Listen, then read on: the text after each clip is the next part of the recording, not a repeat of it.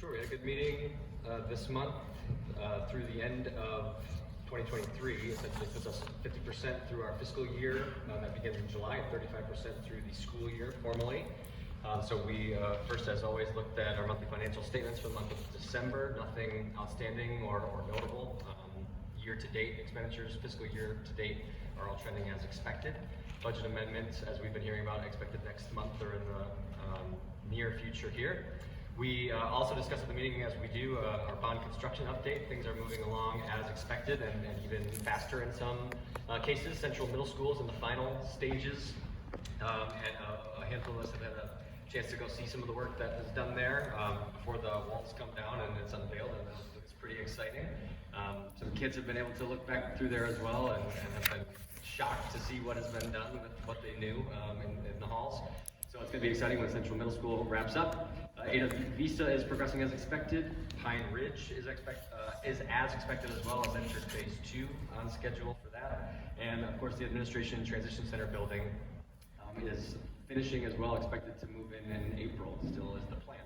At least partly start to move into April. So in terms of new bond updates that we discussed as well, meetings are already underway to look at some of the items put forth with the bond proposal that was recently passed and approved. So things are underway at the high schools to talk athletics and some of the improvements that were proposed there. And the discussion has already begun around the new aquatic center as well, in terms of how to strategize steps like community surveys, focus groups, design groups, all of the different steps the district is planning to take to gain input and gain insight into what our needs are, to funnel into meetings with actual architects and builders after that. So that's ongoing. And then finally, the bond website that will house kind of our future progress, all of this new bond for the next handful of years, is also in the works. And looking forward to seeing that and the detail that will be encompassed for all to see, for all things related to bond. And with that, we just have a couple of action items for us. Again, of course, our payment of bills from last month, and really just 2 paving projects that are scheduled for this summer, like we typically have. Split into 2 packages to make sure that it could all get done in the summer months, and that it wasn't one giant package that could suffer from delays. So it was bid out separately, and the first package for our approval is new paving at Meadowbrook Elementary and Knapp Forest Elementary. Meadowbrook is essentially the whole lower lot, and this includes a widened exit traffic lane, which I think is a current pinch point there, a problem after school. So that will be fixed with this work. And the Knapp Forest work is essentially the back bus lot off of Knapp Street that will get repaved. The recommendation is to award this project to the low bidder, which was Michigan Paving, for an all-in amount not to exceed $633,097. GMB, our construction partner, conducted post-bid interviews with both of the recommended bidders, and they too reviewed the proposals and recommend Michigan Paving for this package number 1. This comes out of our 2021 Capital Projects Fund. The second package is for different paving projects at Central Middle School, primarily the entrance that comes off of Ada Drive, that would take you all the way back to the high school, just the front part of that. The Central Woodlands bus loop area predominantly, and then some paving at the Operations Center off of Altadale. So that's as was bid separately, and again recommending the low bidder, which is Riley Construction, for an amount not to exceed $515,740. Again, GMB also recommends after reviewing that proposal, again out of our 2021 capital projects. So those are our paving projects, and the only other item for us tonight is property tax reimbursement at the amount of $12,976.98 to Kent County.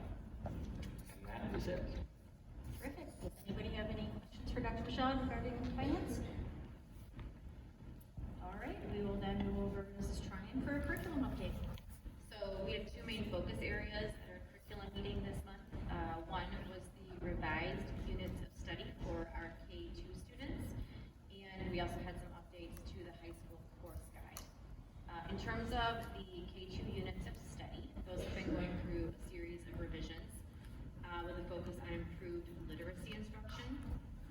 So taking into account not just the science of reading, but the sciences of reading. So all of the best practices to improve literacy instruction in that early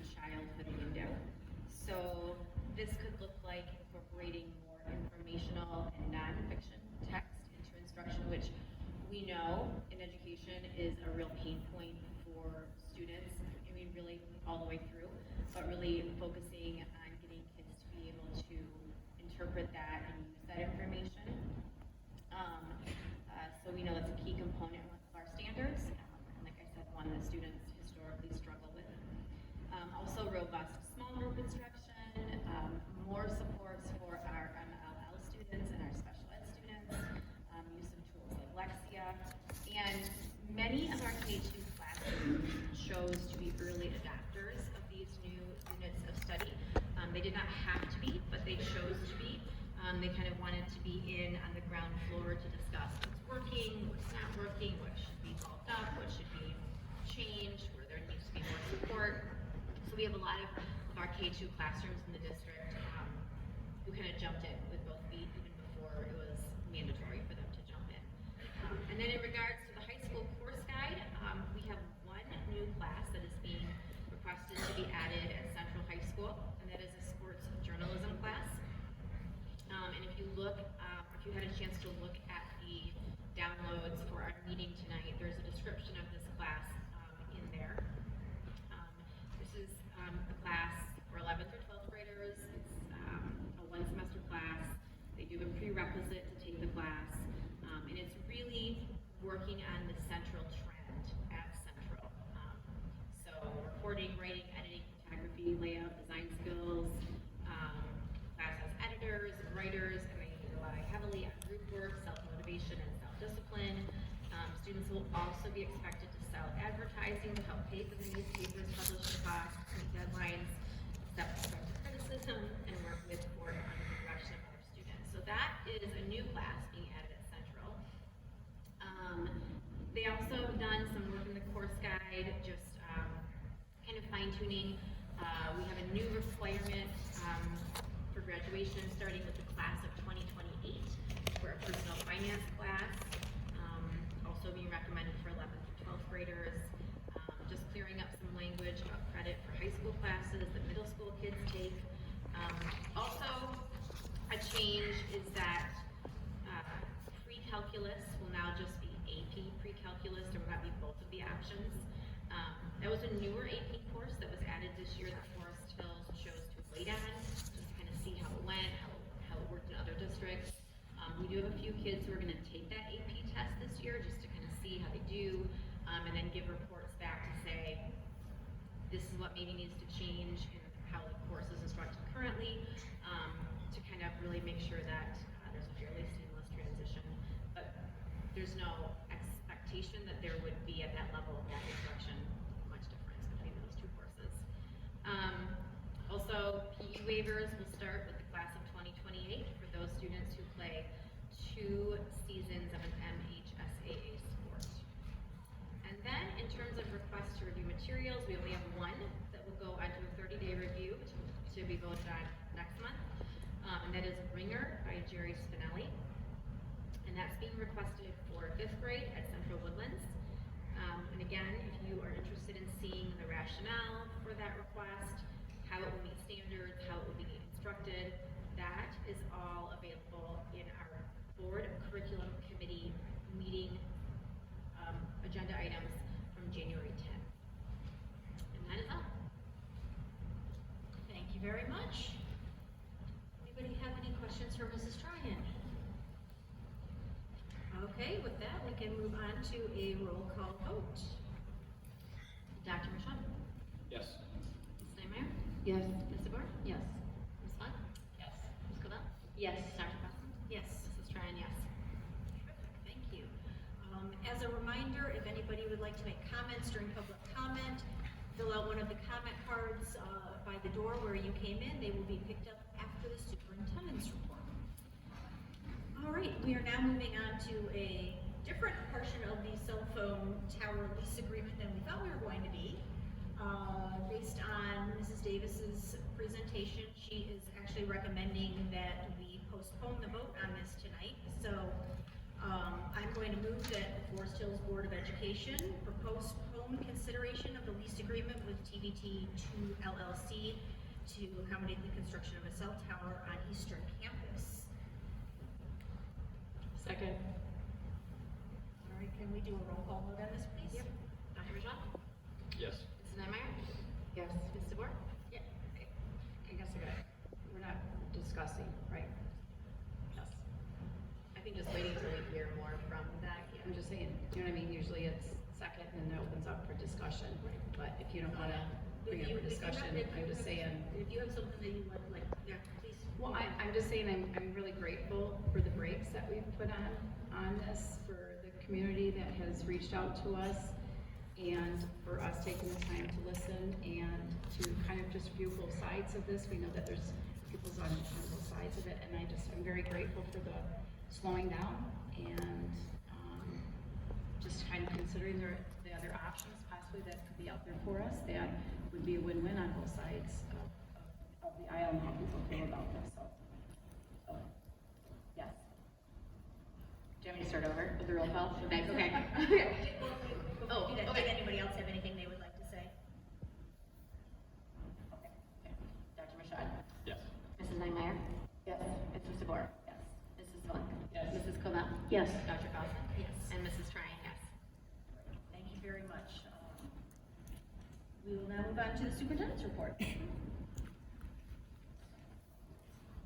already been mentioned, today is Martin Luther King Day, and we had a professional development day that had been scheduled unfortunately due to the weather, it was not able to take place, but we wanted to show you the student video that was created for our staff to hear from our students, and Mrs. Davis is going to start. It's a quick 2-minute video. Even though we have the day off in honor of Martin Luther King Jr., we are so thankful and appreciate all you do to continue learning to improve our future. Because I have a dream.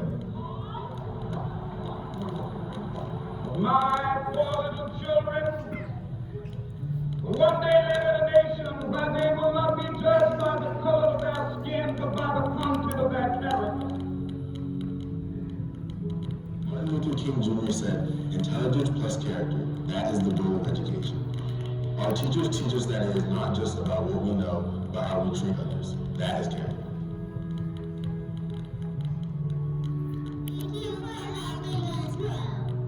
Teachers inspire us to pursue our dreams and to keep working hard until we reach our goals. Thank you for being the light in my day. You helped me shine. You have done a wonderful job helping us to grow and teaching us the difference between right and wrong. My teachers help me to pursue my dreams and to be the best that I can be. Thank you for sharing your love and inspiring us to be good leaders. Always feel that you count. Always feel that you have worth. And always feel that your life has ultimate significance. We all matter and we all belong. Here at school, we learn how to treat everyone equally with respect and kindness. Here at Central Middle, we work together to help everyone succeed. If Martin Luther King Jr. were here today, he would tell teachers to continue encouraging us to make a difference and always do what is right. As we pay tribute on this day, it's very apparent you take his core values and implement them in the classroom. Thank you for inspiring us. Today's generation of learners and leaders. We had hoped to show that to our staff today, but we did email it to them and wanted to thank them for their leadership in the classroom and helping our students grow. So we wanted to share that. The other part was welcome to Michigan weather. Yeah, it's been crazy, and I know the roads are bad, and I've received a lot of what I would call funny emails from particularly 8th grade boys who want to inform me of my decision-making process. And the days that I have not called, and the days that I have called, they have thanked me, but mostly it's been to critique my criteria. So, but they've been very respectful. So, and they've brought humor to my day. So I've appreciated it. So thank you very much. I did speak to Mrs. Yeldon early and said I think most of the 8th grade boys that I've been hearing from are from Eastern Middle School. So we need to figure out what class they're in. And I do know one parent in particular who spoke with their son because Dawson Haig.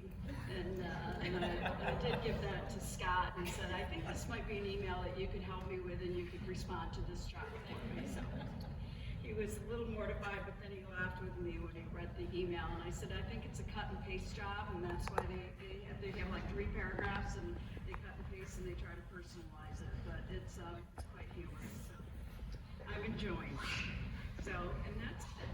Thank you.